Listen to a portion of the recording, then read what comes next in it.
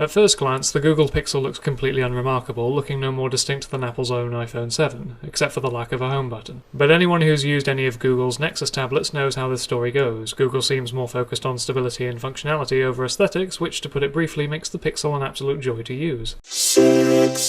So with that in mind, let's get the design out of the way first. The rear metal casing is a fortunate matted design, so it's going to take some hefty scratches to show up, and the top has a plastic cover, strangely. After using the device, my only assumption for its inclusion is to make it easier to find the fingerprint scanner. On the right hand side you have your lock and volume buttons, and outside of that there's not much else. As I say, the design is overall unremarkable, but nonetheless slick and minimalistic. The only distinction that this is even a Google device is the subtle G on the back. Otherwise it feels good in the hand, weighty enough to boast a solid build, but certainly not heavy. In terms of general usability, the Pixel has a nice straightforward user interface. To get access to all of your apps no longer takes you to a separate screen, simply slide upwards from the apps pinned on your homepage. Though hardly an exciting change, you start to notice the convenience after a short time with it. There are a couple of quirks, mind. Holding the home button will open the Google Assistant. Now this doesn't regularly cause a problem, but it's easy to hold it for a moment too long and open it by mistake. Hi, I'm your Google Assistant.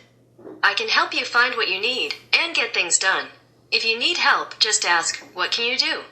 So, how can I help? And the main reason I bring this up is because simply swiping right on the home screen will take you to the Google app, which makes me wonder why the Google Assistant couldn't have been paired with this. But overall, the Pixel is great to use. It's incredibly responsive with great calibration. Plus, if you keep the vibration on key press feature on, you get some great physical feedback.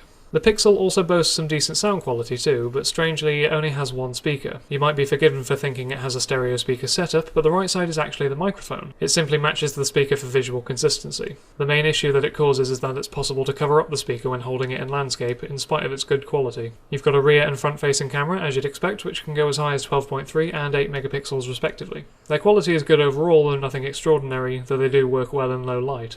Additionally, you've got a few expected features such as slow motion, photosphere, panoramic, and so on. Otherwise, call quality is good with a clear microphone and loudspeaker. The battery life is nothing extraordinary, giving you about a day's worth of charge with moderate use, but as if to compensate for this, the Pixel charges incredibly fast, so there's at least that positive trade-off there. My only major fault with the Pixel, and I'll admit that it's a personal preference, which is why I've saved it for last, is Google's persistence in denying a microSD card slot for its devices, and the Pixel is no different. For some this may be a non-issue, but for me personally I like to know that I can transfer files between devices without relying on cloud storage. Again, this is my own preference, so if this is something that's never troubled you before, it won't trouble you now. But I feel the lack of an SD card slot is worth noting nonetheless. Overall though, the Google Pixel was a joy to use. As with Google's previous devices, there's no one feature that makes the Pixel an absolute must-have. Rather, its focus on usability and stability makes it ideal for anyone looking for something reliable and solidly built.